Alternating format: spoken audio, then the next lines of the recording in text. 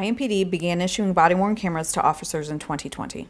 Body-worn cameras are designed to increase transparency, ensure accountability, and enhance public trust by effectively using captured video. Additionally, the camera footage can be used to highlight the realities of police work, used in administrative and criminal investigations, and to improve training and policies. Body-worn cameras, while valuable tools, only capture a portion of an officer's field of view. In addition, the body-worn camera video clarity is limited when compared to the human eye. IMPD uses body-worn cameras that are designed to self-activate if certain standards are met.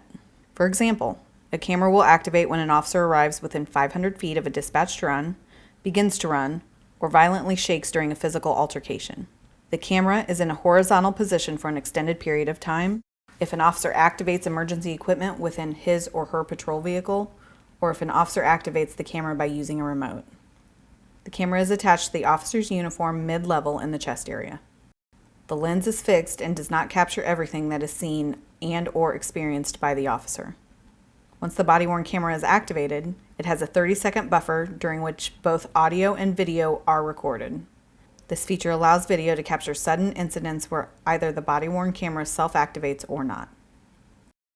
In July 2024, the IMPD began installing in-car camera systems across its fleet with a total investment of 1,400 cameras to outfit 700 vehicles.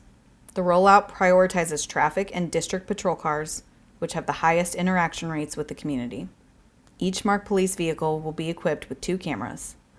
The forward-facing camera is intended to capture a limited view through the front windshield, reflecting the officer's perspective.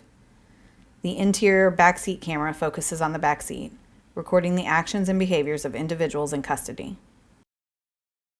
Once the in-car video is activated, it has a 30-second buffer during which the audio is not activated, but the video is. The cameras are fixed and do not capture everything that is seen or experienced by the officer. This critical incident video details an officer-involved shooting that occurred on December 4, 2024, just after 3:40 p.m. Preliminary information is being presented in the video with the intention of increasing public understanding of what occurred. This investigation is still in its early stages. It may take a year or longer for the investigative process to be completed. Understanding of the incident may change as additional evidence is collected, analyzed, and reviewed. Warning: the following video contains graphic images and language. It is not suitable for all viewers. Just after 3:40 p.m., IMPD officers responded to the 1400 block of Brookville Way regarding a vehicle accident. As officers were on the way, an additional witness called to report the accident was now a disturbance with a weapon. Officer Beasley was the first officer to arrive at the scene. A witness flagged him down and said there was a man armed with a machete at the accident scene. That man was later identified as 37-year-old Christopher Worrell. The following in-car camera video shows the arrival of Officer Beasley and the witness who flagged him down. As Officer Beasley approached the location of the vehicle collision, person armed, Mr. Worrell is seen facing Officer Beasley and holding a machete. Officer Beasley exited his patrol car and told Mr. Worrell to drop the machete. Mr. Worrell did not comply and ran toward Officer Beasley, who then discharged his service weapon.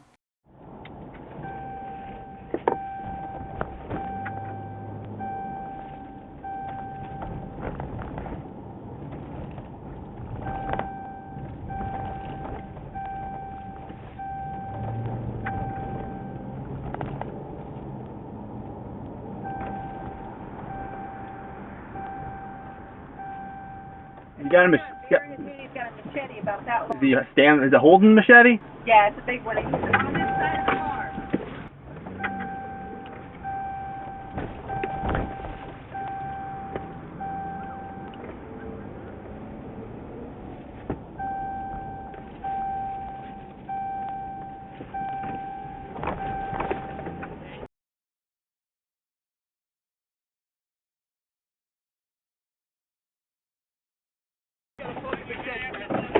Hey, drop the machete! Drop it!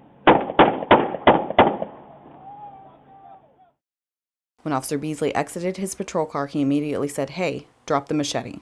Officer Beasley moved backwards as Mr. Worrell rapidly approached while holding the machete.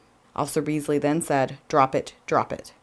Mr. Worrell did not comply and charged Officer Beasley while holding the machete in his left hand. Officer Beasley discharged his service weapon.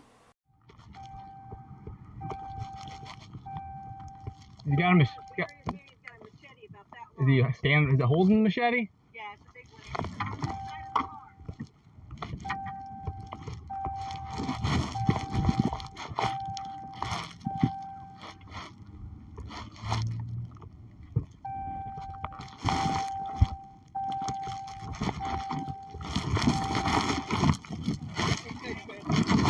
Hey, drop the machete. Drop it. Drop it. Drop it. Drop it. Drop it. Control 245. Police action shooting.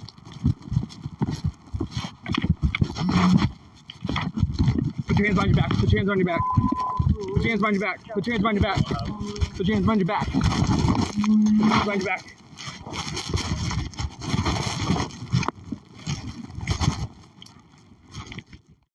The following is a portion of the previous video, paused and highlighted. It shows Mr. Worrell with the machete in his left hand as Officer Beasley arrived on the scene. The video is paused as Mr. Worrell charges at Officer Beasley.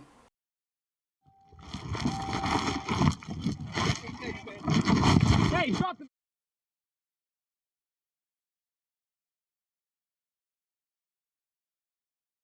machete. Drop it. Drop it.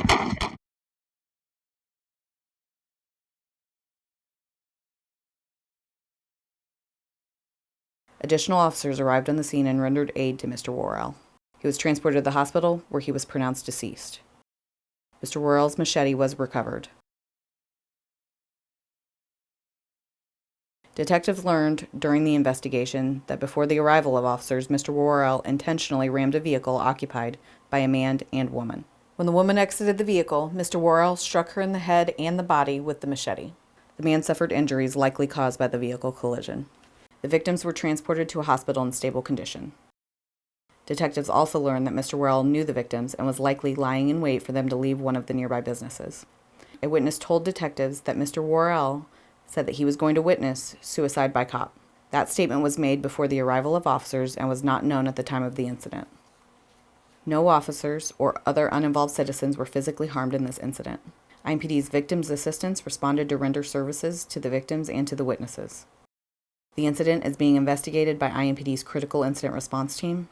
A separate and independent investigation will be conducted by IMPD's Internal Affairs Unit to ensure compliance with department policy. The Marion County Prosecutor's Office is being consulted throughout the investigative process. This incident will be reviewed by the Civilian Majority Use of Force Review Board. This occurs after the conclusion of the criminal process.